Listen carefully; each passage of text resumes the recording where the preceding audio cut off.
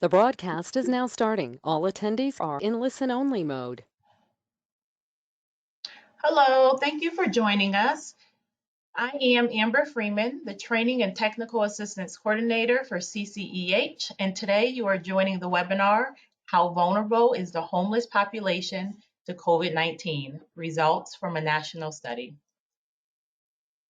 We have a good amount of information that we want to share with you all today, but before we get started, I just want to go over some housekeeping. So because this is a webinar, you all are all muted, but if you can type in your questions inside of the question box, I'll be sure to get to your questions at the questions and answer segment at the end of the webinar. Also, this webinar is being recorded, and the recording as well as webinar slides will be available after the webinar.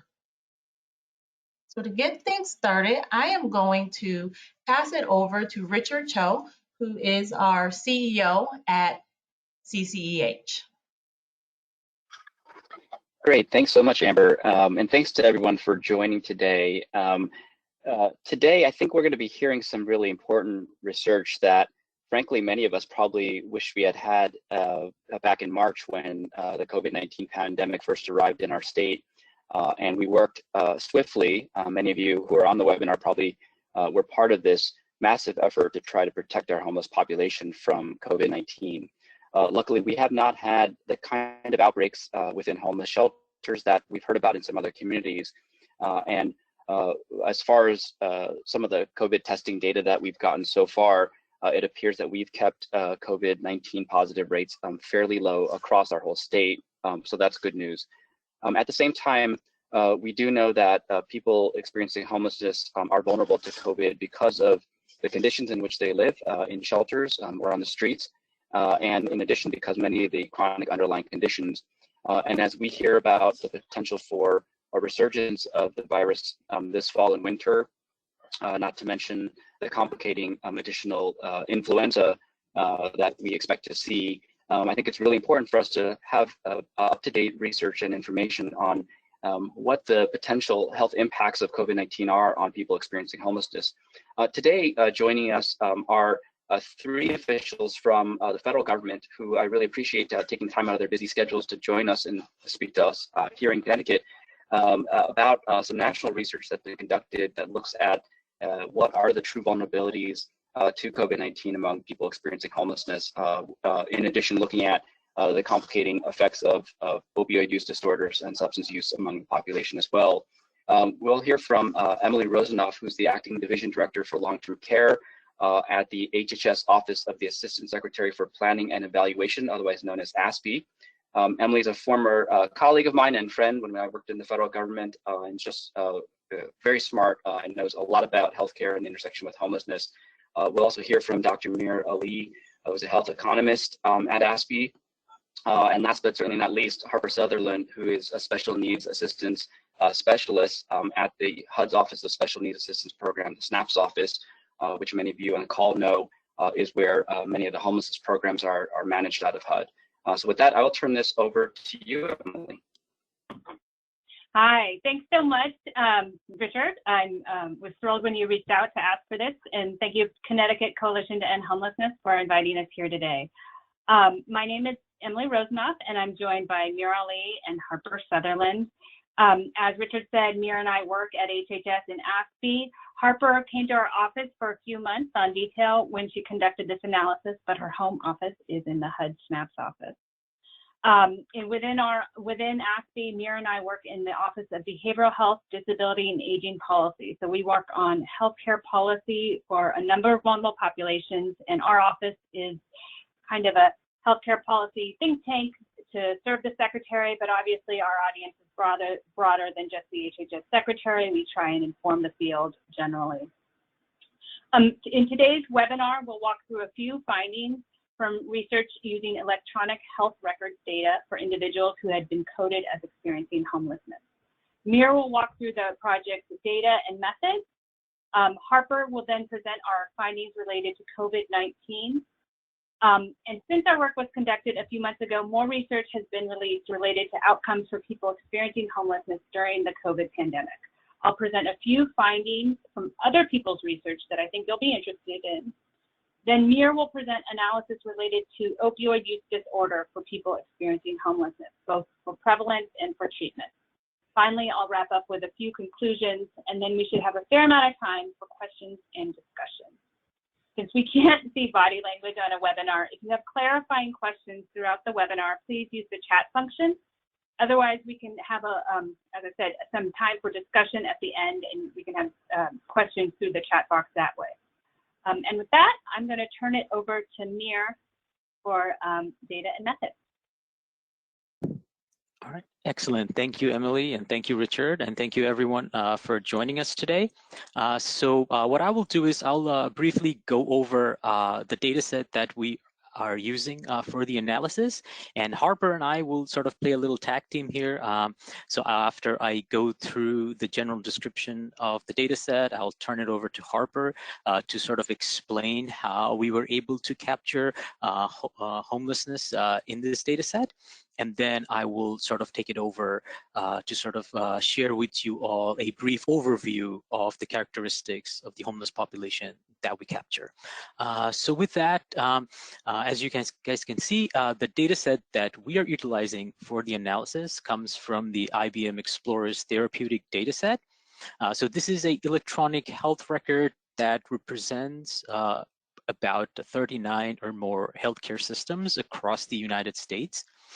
We have information on about 71 million plus patients, and the data has a longitudinal component to it where we are able to identify a patient and track him or her across a period of time. And it also represents about 400 acute care facilities at about, roughly a little bit more than 400,000 provider and physicians. And as you guys can see on the map, the data set does cover the entire United States, all 50 states and the regions. But obviously, some parts of the country are more well represented than others. And but the maps should give you guys an overview of the depth of the data set in terms of its geographic location. With that being said, I would like to mention that the analysis that we are conducting has not been weighted to be nationally representative, and that's because the nature of the electronic health data set that we're using. The IBM Explorers data set was sort of not designed to be nationally representative, even though it does cover all 50 states and territories. So we did not have any weights available to us that we could apply to our analysis.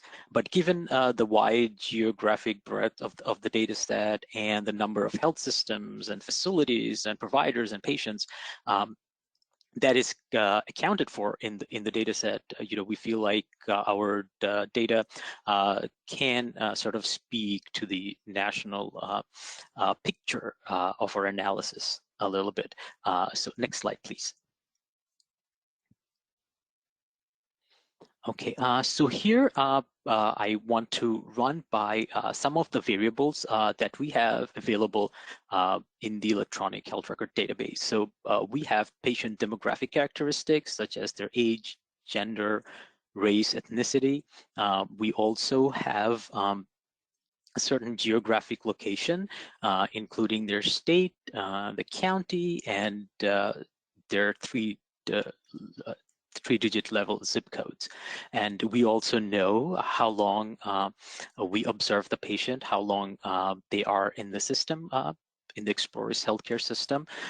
And also we know the pair. So this is an all-pair electronic health record database. So we capture individuals covered under Medicaid, under Medicare, private insurance, and also uninsured or self-pay patient. And we have lots of clinical information, including ICD-9-10 codes, HCPCS codes, CPT codes, and we also have their SNOMED categories of conditions. So a vast array of clinical information is available. And one thing I would also like to highlight is that given that this is an electronic health record database, we sort of observe the full spectrum of the patient experience, as you might say, as compared to, let's say, a claims data. And I'm sure you guys know that for claims data, you would only observe the health services for which the patient was billed and the insurance reimbursed, whereas for the electronic health record, we are going to observe everything that was sort of discussed, let's say, during a visit the patient have with the provider. So let's say a patient had a visit for their primary care checkup with their physician, and at the same time, they got a flu shot. Since a flu shot is free, it might not be captured in the claims, whereas the visit to the physician as a weekly, as a yearly checkup, that will be captured. So with the electronic health record, we'll capture both.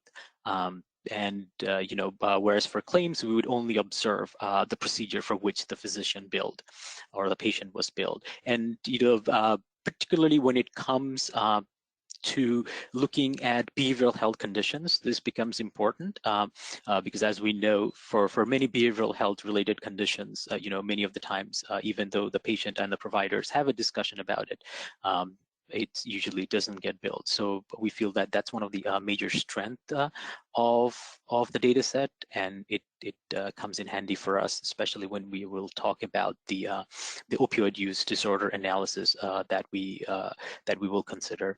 And as we're saying, we do capture the full patient clinical experience in the data set, and we were able to use it to capture our cohort of homelessness individual, and we were also able to capture our cohort of individuals with stable housing that we sort of match on age and gender.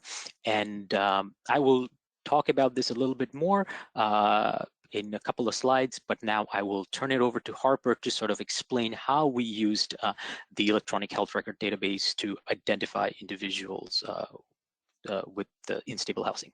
Harper, take it away. Yeah, so the years of our study are 2015 to 2019, and that coincides with a change in medical health record coding, what we're going to refer to as Z codes. And that was a series of Z codes that are presented here that are interested in coding for social determinants of health. So in the medical research community, knowing that people's health can be hugely impacted by their social circumstances, and wanting to capture that information so that it's available for research and analysis. So on the left, there's a list of the Z codes, and then on the right is, we zeroed in on one Z code, Z59, and then there's a series of 10 subcodes for that, and we only selected Z59.0, which is homelessness, but the others are related to adequate housing. And so that might be an interesting thing to study in the future. Next slide, please. So in our homeless cohort, we have people who were coded as homeless. They had the flag Z59.0 applied to at least one of their records in the time period of our study, which was 2015 to 2019. And so how we know that they were experiencing homelessness at that time is that they were marked with this code by the medical provider. And that's not a totally perfect system. And we, as well as many other researchers, are interested in understanding what are the barriers and the factors that lead to this imperfect capture of data. So one thing is that it's extra paperwork, and in most places the question is not required. And there's also no billing incentive to gather this information, which would be a huge push in getting more information. And the second question that we're exploring and haven't yet identified the answers around our bias. Are providers only asking the question when a person appears to be homeless? That could introduce so much bias in terms of race, in terms of health conditions, especially in terms of substances or psychological conditions. And another question is, do patients feel stigma when they answer yes? And I think that that could be one reason that in our cohort of study, we have almost no children, even though we know that there are many children who are experiencing homelessness. And the Z code also creates some other problems for researchers. are the providers who are seeing more homeless patients? Is that because they are better at asking the question, or is that because people who experience homelessness are accessing these types of providers, and like that match up? And when we look longitudinally at healthcare experiences and how patients access healthcare, when we look at the encounter at which they were decoded as homeless, and then one before or one after, and they're not missing and they don't have that flag, does that mean that the housing situation was different, or it just means that the flag was not put in there and that's more of the medical provider? And that would be hugely interesting to us. And another problem is that this creates another definition of homeless. We can't expect that people who are medical providers will match up with our understanding of what being homeless means in the federal definition. So it's hard for us to know, to match it to another federal data set. Or one other thing that we would love to know is whether or not the people who are experiencing homelessness are sheltered or unsheltered, which would have another big impact on the health condition. Back to you, Mir. Excellent, thank you, Harper. So as Harper was mentioning that, we're using the Z59 ICD-10 codes to capture individual experiencing homelessness. And as you sort of saw in the previous slide, there are many Z codes available for us to sort of capture individuals in stable housing. We kind of took the more conservative approach and selected the Z59 code. And as I was saying, we matched the patient on age and gender. And I will show you some of the results of that in a little bit. But here, just to sort of pick from what Harper was saying about provider incentive and biases to sort of use the Z59 codes, as you guys can see in our sample of about a little over 54,000 individuals with the Z59 code, many of them received their first Z59 code in a hospital setting. So if I sort of do the math in my head, if I sum up, I think like close to 70% or about 70% of our entire sample got their first Z59 code in a hospital setting, be it a hospital inpatient setting where we see more than a third of our patient, a hospital emergency room where we see more than a quarter, and about 5% of our cohort getting their Z code in a hospital outpatient setting. And the other settings, such as physician office visits or a psychiatric facility or others, these are, like sums up to be, each category has about 2%. And we have missing information on about a quarter of our patients. So we do know the year where they first got their Z code. We just don't know the provider or the provider setting at which they got their Z code. But I think that once again speaks to the point that Harper was mentioning about the utilization of the Z59 codes in the healthcare system to capture individuals experiencing homelessness. Next slide, please. So here we are showing you some of the demographic characteristics of our homeless cohort and as well as our comparison cohort. And we are also sort of comparing it to the HUD survey of homelessness, just to sort of see and show you guys, the difference between our data set and the HUD data set, which is sort of the state of the art as far as capturing homeless individuals is concerned. And as you can see, there's literally, no one in our sample that are less than 24. But we know, and Harper sort of mentioned it, that many young people experience homelessness. So in our case, does that mean the healthcare provider has not used that Z code to capture capture that that individual is experiencing homelessness, or do young people who are experiencing homelessness are detached from the healthcare system and might not be seeing providers? So that's something that we think would be very interesting to know. And for the other age group over 25, we sort of see, our sample kind of matches what the HUD survey finds. So as far as capturing individuals over 25. We feel that our electronic health record sort of does a good job. In terms of gender, but we do have more males in our sample compared to females, and it sort of kind of maps with what the HUD survey finds, although our percentages of male population is a bit higher compared to the HUD survey. In terms of race and ethnicity, we do know that African Americans makes a significant portion of the homelessness population, and from the HUD survey we see about 40% of individuals experiencing homelessness are African Americans, whereas in our sample we do not capture that. The percentage of African Americans in our data set is a bit lower than what the HUD survey finds. And in terms of ethnicity, we do know that the majority of individuals are non-Hispanic Latino ethnicity. We sort of captured that in our data set, but once again, our percentages are a bit lower. In terms of the Hispanic population or Hispanic ethnicity, the HUD survey finds that about 22% of individuals experiencing homelessness have a Hispanic ethnicity, whereas in our sample we have about 5% in both the homelessness cohort and our comparison cohort. So I think what this shows is that the data set that we are using sort of captures less of the minority population, less of the young population,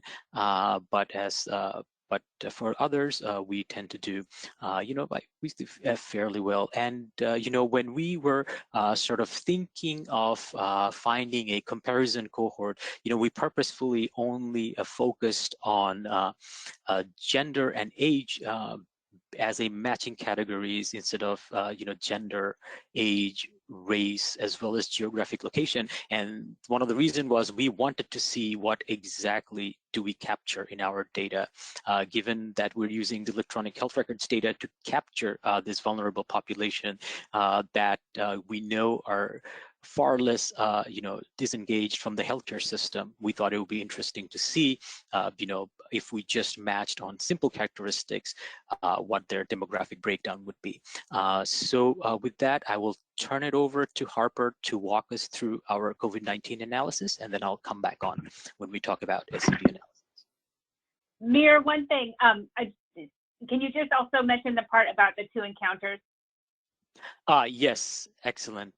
Yes, so here, if you could go back to the previous slide, please, and the slide before that.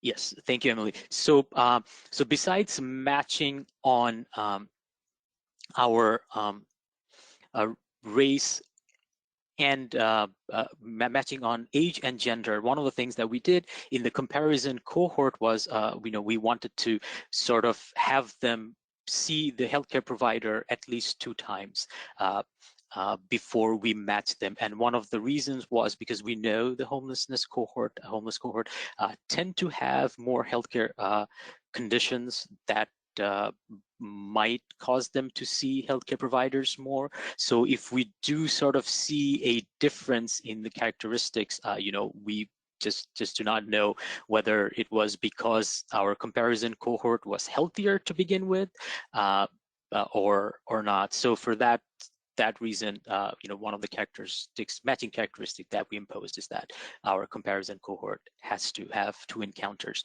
And one of the reasons I sort of wanted you guys to sort of see this slide is just to sort of reiterate the point again that given that we see the homelessness cohort showing up in a hospital setting, that sort of opens an interesting question about whether the hospital setting kind of becomes their resort or their resource to go to seek care, rather than an office visit or a provider at a particular facility.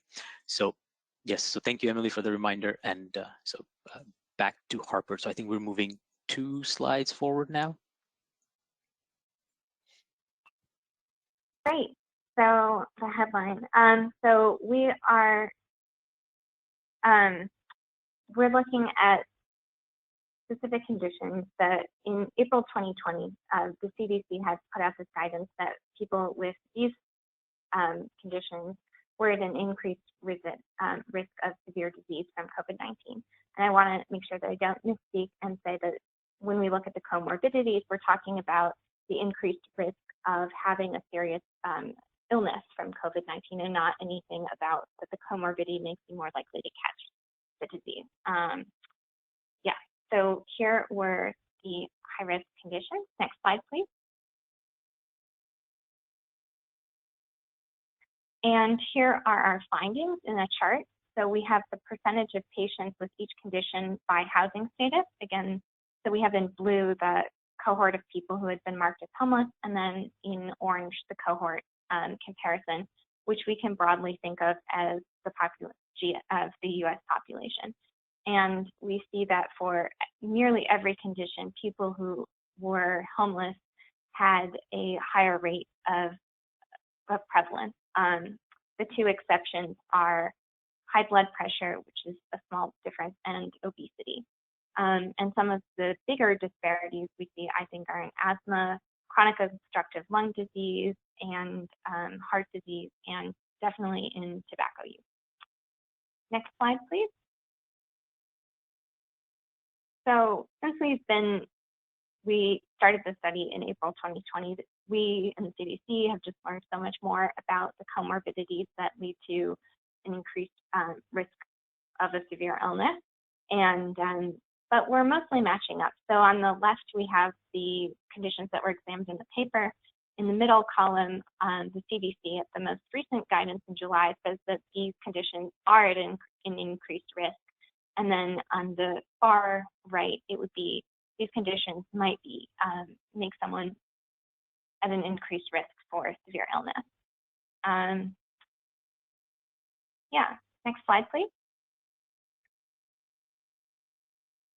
So our additional questions for future research are, one, as medical research is evolving and just learning so much more about the papers, we're probably going to know more about the comorbidities that are linked to adverse outcomes, and then also sort of understanding the relative risk of different comorbidities, such as what is heart disease versus chronic obstructive lung disease, and what how does that push the needle for patients.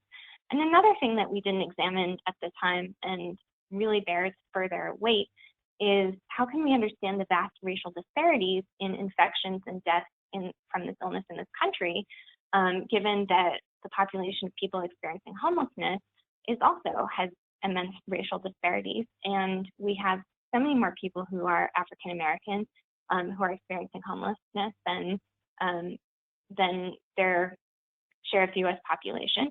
And we also know that that difference, that racial disparity, cannot be explained by the racial disparity in poverty. So there are a number of social factors, and they play out in different places around the country, so that I believe that to be nationally true.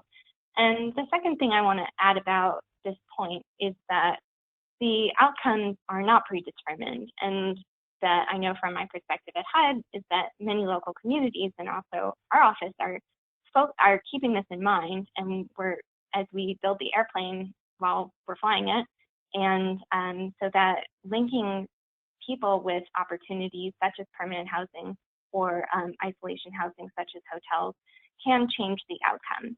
So that's something to keep in mind, and many people are. Next slide. Emily? Hi, thanks, Harper.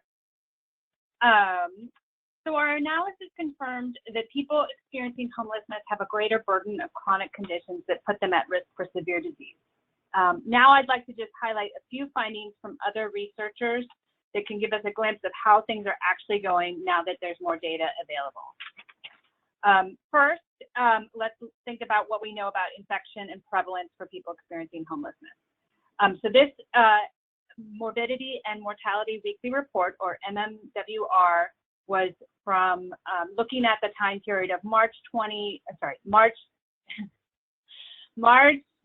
27th to April 15th. So we would consider this the first wave of the pandemic. They looked at tested shelters in Boston, San Francisco, Seattle, and Atlanta. And they were testing in a mix of shelters, some which had a cluster of cases, shelter that only had 1 or 2, and also testing in Atlanta, which at that time had not had any positive cases. And they tested both staff and residents. And basically what they found was in places where there were clusters, there were quite high percentages ranging from like 17% all the way up to 66% in Seattle. But even in places where there had not been high cases or just 1 or 2, there was at least like 5% of staff and, 5% of residents and 2% of staff who tested positive. So this was our first glimpse about that asymptomatic transmission was really a thing to worry about in this population. Obviously, we worry about it now for everyone, but it was really quite telling. And at that time, the community incidence, or the COVID prevalence rate within the communities themselves varied between like 14% in Boston to only 5% in San Francisco. So I don't know if you recall, but the San Francisco prevalence in those shelters was quite high. So this showed us that we needed to pay attention, especially in shelter settings. Now in August, like it's a no-brainer that asymptomatic transmission is something to worry about, but at the time, you know, this was novel and important for us to get a handle on what was going on. Can you turn to the next slide, please? So this next MMWR report looked at one safety net hospital in Boston between March and May 2020. Here they were able to examine race, ethnicity, and underlying medical conditions and homelessness. Homelessness was identified by a registration screening question and discharge planning service, and the clinical outcomes were examined by demographic characteristics and underlying medical conditions. So in this study, hospitalized patients were more likely to be Hispanic or to be experiencing homelessness, and more than 80% of the patients who died were over age 60. So for a sense of scale for this one hospital, 16% of the people who were COVID positive and being treated were experiencing homelessness. That is humongous. Of the hospitalized but non-ICU patients, 24% were experiencing homelessness. So that was quite high relative to their overall COVID population. Of the ICU patients without medical ventilation, nearly 16% were experiencing homelessness, and 15% of ICU patients who were receiving medical ventilation were homeless, and 15.3% of all patients who died were experiencing homelessness. So this is very concerning. This shows us that, you know, in Boston in the early days, this was a population we definitely needed to worry about. And I think this was always, in all the communities, our fear that if we don't do something, that this could add up to big numbers. In this MMWR report, I was surprised at actually their relatively low rate of nursing home patients and other patients who, for me, would be more likely to be hospitalized. So that this is troubling. Next slide, please.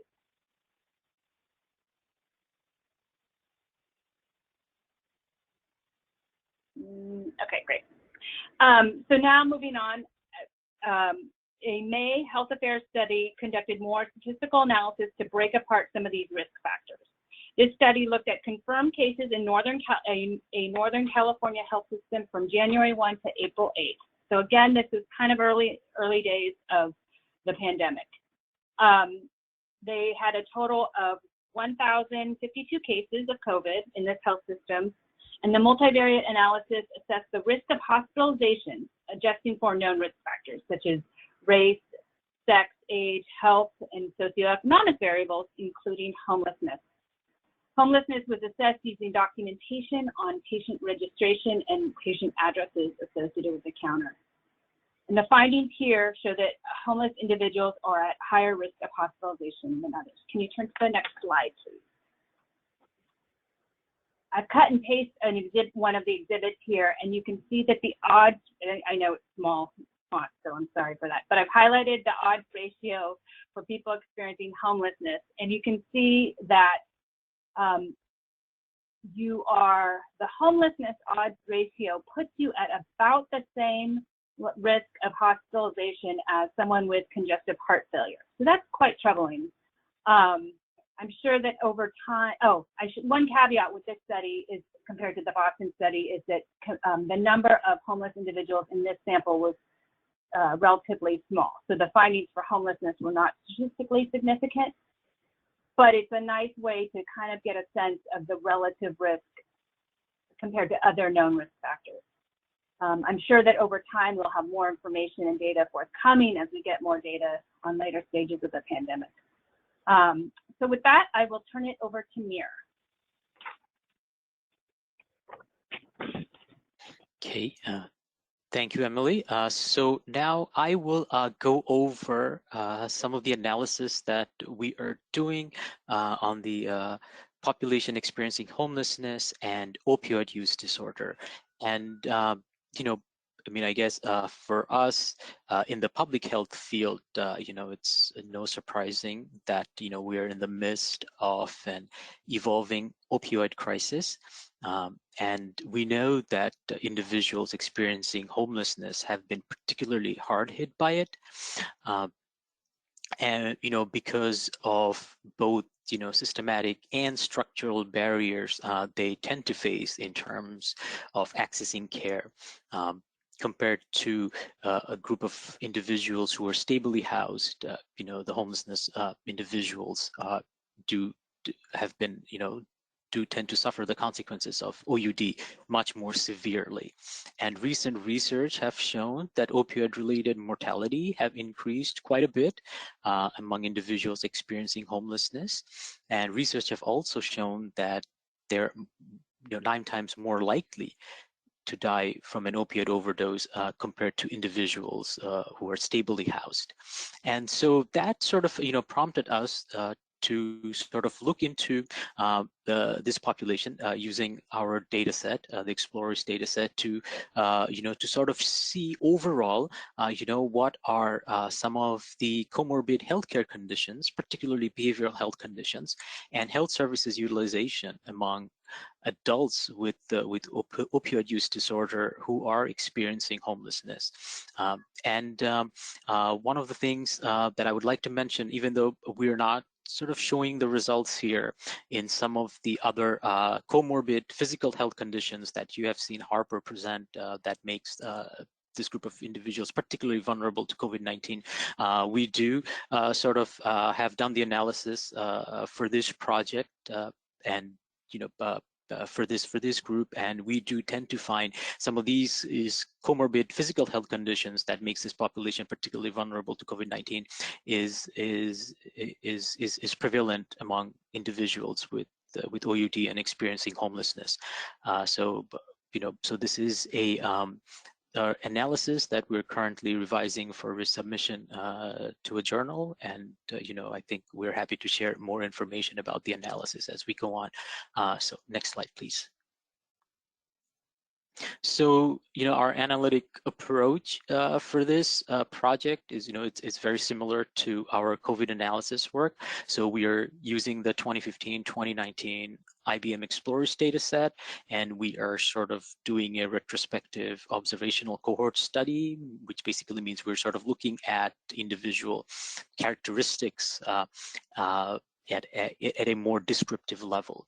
And so the population for this analysis consists of about slightly over 2,000 individuals with OUD who also had a Z59 ICD-10 Z code. And our comparison cohort consists about 980 individuals with OUD who were covered under Medicaid and once again matched on age and gender. And so one of the reasons why we chose a Medicaid cohort for this analysis is because we wanted to get as close to possible to income and poverty status to the homelessness cohort in our sample. So that sort of prompted why we are using Medicaid as a comparison group rather than individual covered under private insurance or both private insurance and Medicaid. So so that sort of presents our comparison group. So as you can sort of see from this set of results, that prevalence of mental health conditions among individuals with OUD is quite high. And this is not surprising, and there is a literature out there that sort of confirms this, that individuals with OUD tend to have co-occurring mental health conditions. And we sort of see that in both our cohorts, in our homelessness cohort, as well as in our Medicaid cohort, that a vast majority of these individuals tend to have one form or the other, some sort of mental health condition. But the interesting part here is that some of the more serious mental health conditions, such as schizophrenia and bipolar disorder, tend to be more prevalent among the homelessness cohort compared to the Medicaid population. But overall, we tend to see individuals experiencing homelessness having a higher rate of comorbid mental health condition. Now, in terms of other substance use related disorders and dependence and conditions, we know polysubstance use is a huge problem, and it's highly prevalent among individuals with OUD, and our results here sort of confirms it. But particularly, what I would like to point out is the difference in alcohol dependence and stimulant dependence. So we see that individuals with OUD experiencing homelessness are much more likely to have an alcohol dependence compared to the population, to our comparison cohort of Medicaid individuals. And in terms of stimulant dependence, this proportion is particularly higher. So in our study, we see about 30% of individuals experiencing homelessness with OUD have also a co-occurring stimulus dependence, whereas for the Medicaid population, that rate is less than 10%. And as I was sort of talking about a couple of slides ago, that we are sort of in the fourth wave of the opioid crisis. So as we know, the first wave was prescription opioids, then it evolved into illicit opioids, then to fentanyl, and then now it's psychostimulants such as methamphetamine. So to sort of see that showing up in our data is sort of reconfirming what we were suspecting, and also sort of troubling to see that the homelessness individuals are much more likely to suffer from these from the evolving opioid epidemic. Nicotine dependence, once again, high for both the group, although the homelessness population tend to have a higher rate. So overall, we see higher rates of polysubstance use and high rate of comorbid mental health conditions, particularly serious mental health conditions among individuals experiencing homelessness. Next slide, please. So here we are looking at some behavioral health services utilization, both for mental health as well as for substance abuse. So we know that overall, behavioral health services utilization is lower.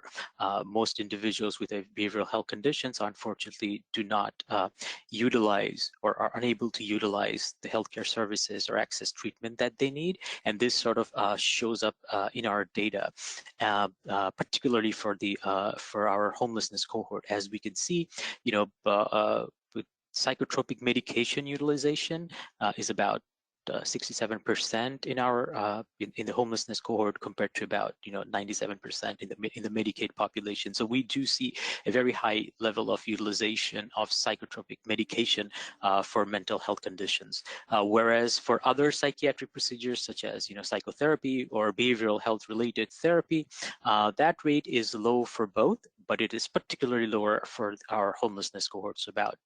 Only about a quarter of them tend to receive some sort of psychotropic psychiatric services or therapy.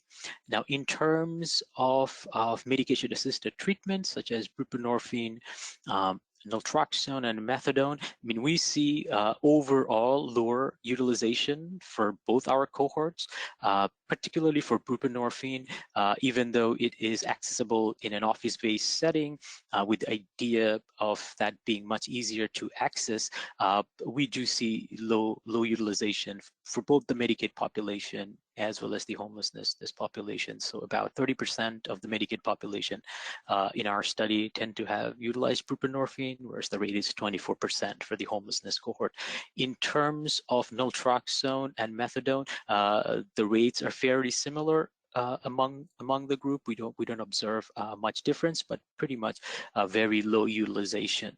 In terms of naloxone, which we all know is a opioid overdose reversal drug, we see a higher level of utilization in the Medicaid population compared to the homelessness cohort, and that's sort of ties in with the literature that we sort of talked about a bit earlier, where it has shown that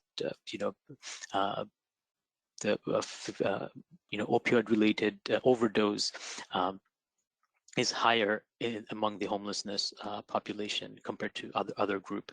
So the 9 times more likely to die from an opioid overdose compared to the population who are stably housed. And so I think that sort of kind of like speaks, sort of confirms what we know, but once again, we are sort of using a data set that sort of covers the broad spectrum of the health system, as well as it sort of covers all 50 states. So we feel that this result sort of, even though it is not nationally representative, sort of gives us a snapshot of what is happening with this group at the national level.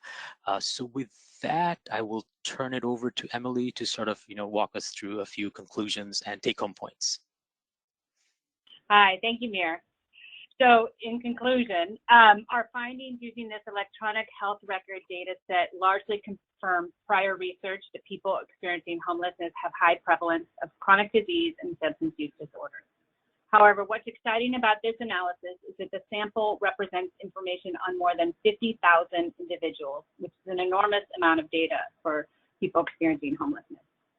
As the COVID pandemic has continued, findings from other researchers have confirmed that individuals experiencing homelessness are at higher risk for hospitalization than people who are stably housed.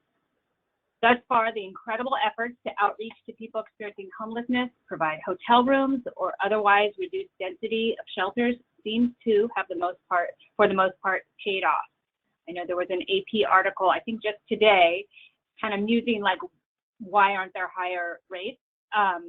And I really think it's the incredible work from people like you who knew that this group is super vulnerable and needed to do major outreach and major initiatives to keep these folks safe.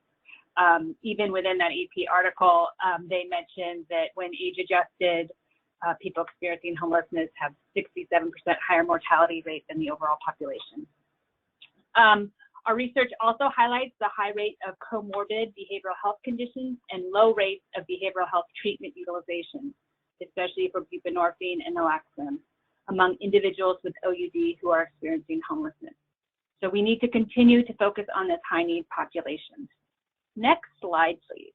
So on this next slide, I'll show you where you can access our current report. The report that's up right now is on the COVID-19 report. We hope to, we should be getting other research from this analysis up in the coming weeks and months ahead. And then if you could turn to the next slide, we cited a number of research from other folks, and I want to make sure you have access to this. The CDC has those MMWR reports, which are excellent. There was the health affairs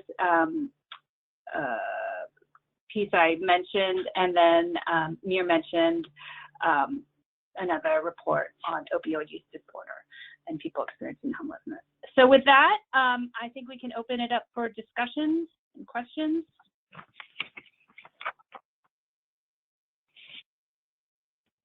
Okay, thank you so much to all of you for joining us and going over that study with us. We have a few questions, and if you were not able to input your questions, if you can put it inside the question box, I'm going to start going through them.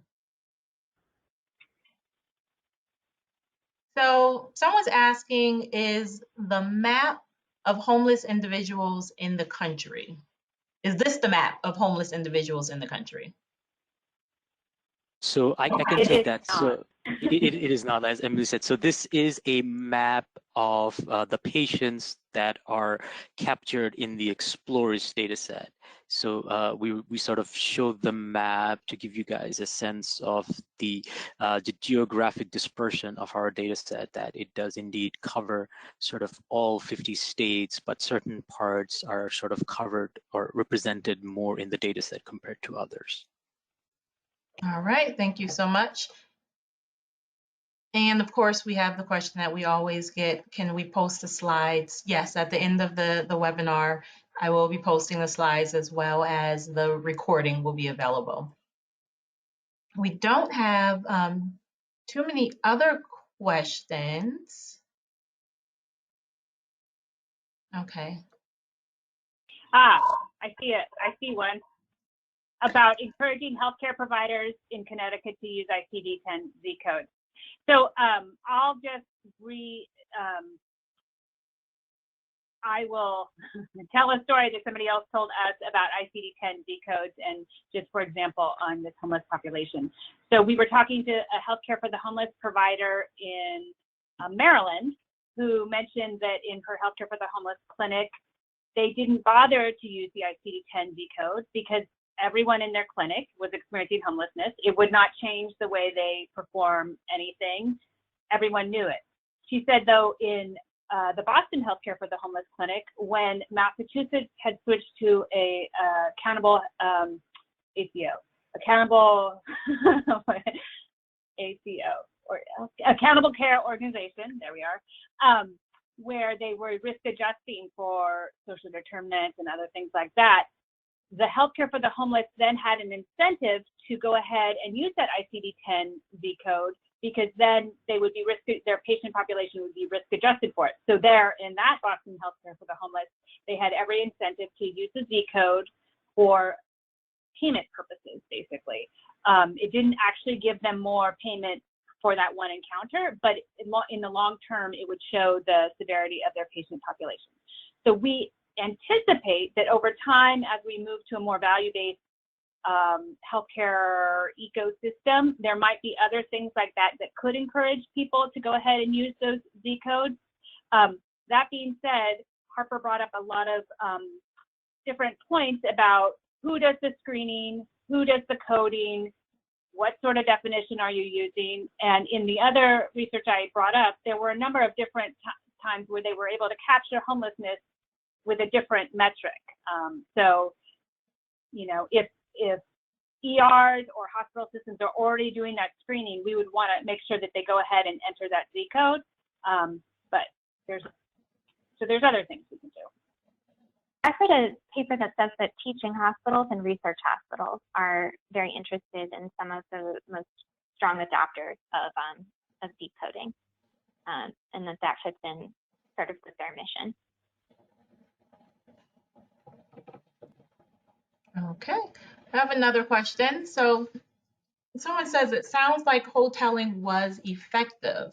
Should Connecticut expect to do more hoteling this fall and winter, as well as are other states preparing to do more non-congregant sheltering in hotels? Richard, does Richard want to answer that? I mean, I don't know. Richard, can you answer that? I think. Yeah, I mean, I guess my answer is I don't know. I mean, I think we certainly have been talking about the potential for needing to do another round of this. We still have a fair bit of people in hotels, but our number of people in hotels has been declining as people have been housed in some, and our overall shelter numbers are lower. But we know the demand for shelter in the winter months increases, and so it's a question that we have, and it's not clear how much we'll continue to get FEMA reimbursement. So I guess there's a lot more questions, but I guess is the evidence strong enough from your study or any other study to show that the hoteling what has prevented the outbreaks among the homeless population, such that we could say, like, this is something we absolutely need to do? I don't think I've seen like a neat and tidy report that we could cite. Certainly the logic is there. You know, if you have these vulnerable people who would otherwise be congregating with other vulnerable people, I think there's a good rationale there, and I think that that's what we've done to date. Hopefully in a few weeks, a month, there'd be some magic study. I don't know of it now. You know, this is such a fast-moving pandemic and kind of chaotic. I also don't know if folks have, I mean, I would be interested, I know LA has a whole bunch of people with hoteling. I wonder if they have large enough numbers to tell us a story. Okay, thank you. That is actually, I'm sorry, go ahead. Yeah, and again, I want to follow up in that I'm just speaking for myself and thinking in logic and not citing any research or specialized knowledge. But I think that overall our experiences showed us that permanent housing is very effective, and I certainly wouldn't want to pursue strategies of hoteling if it conflicted with permanent housing solutions. And for myself specifically, I failed to understand when this started how long this pandemic would last, and that short-term solutions are necessary, but like to be focused on long-term goals and long-term resilience for individuals who we touch. I should say one more thing that we've been hearing, and it's probably you would call it anecdotal at this point. We feel like we've been hearing that things have been, for the most part, pretty good with people experiencing homelessness. Where we've seen slight flare-ups, we think they've been attributed to as people have brought back maybe congregate meal programs, maybe some protocols falling off there. And you can imagine that when people eat in a congregate meal setting, they're not wearing masks, things like that. I think to the extent we could point to those more recent outbreaks as some of the failures in our social distancing or infection control, those can point us to where we can have solutions, which, you know, unfortunately, people definitely need to eat and they need a roof over their head. So sorting out how that all gets taken care of is tricky now. Having that kind of like emerging practice in real time would be really helpful to have. Just you know, what are some of the things that have led to flare-ups within shelters that we could certainly immediately avoid. I guess the one last question, since it looks like we have a couple of minutes left, is, you know, one of the downsides of certainly Connecticut's effort to decompress our shelters into hotels and frankly reduce the number of new entries is that a lot of people have been turned away for shelter. We've seen that our shelter wait lists are going up through the roof. Because some of the hotels do have more restrictive policies with regard to substance use, I think the data you showed around opioid use disorders has been a blind spot for us, where there is a potential for you know, people being turned away, and that could frankly exacerbate their opioid use to the point where overdose becomes a much greater risk. How can we think about the relative risk between you know, bringing people into shelter, which has risks with regard to COVID, and the risks of not giving people shelter, which has risks for a number of things, but including overdoses? I mean, what is there any way to really think about this that might be helpful? These are hard, awful decisions, right? I mean, and you guys have Connecticut winters, like, right? So, I mean, I don't know the answer. I don't know that any of us have the answer yet. Clearly, there's trade-offs. All of us, as we experience COVID, have made personal decisions as to how conservative or not conservative we are. Not everyone has that choice to make those conservative or not conservative choices when it comes to infection control. These are really hard. I don't know the answer, Richard. Well, if you hear of policies or states where they've done a more harm reduction approach to non-congregate sheltering, allowing people who have substance use disorders to use within hotels or other spaces where people can be socially distanced, and certainly, I mean, we would be all ears to hear from them. But I guess we're out of time. I really want to thank you. I'm sorry to leave you with such a hard question, but that's what we rely on you for, is to help us make sense of what is a challenging situation. So Emily, Mir, Harper, thank you so much for your presentations today. I know our state is really grateful for the work that you all are doing and appreciate you joining us today. Oh, thank you for the Thank you for the opportunity. invitation. This has been great. Thank you. And thank you for our participants that joined us today. If anyone has any additional questions, you can email webinar@cceh.org, and we'll try to answer those questions for you. As I said before, these slides as well as the recording will be available, and I'll send it out. So thank you all much for joining us, and take care. Thank you. Bye-bye.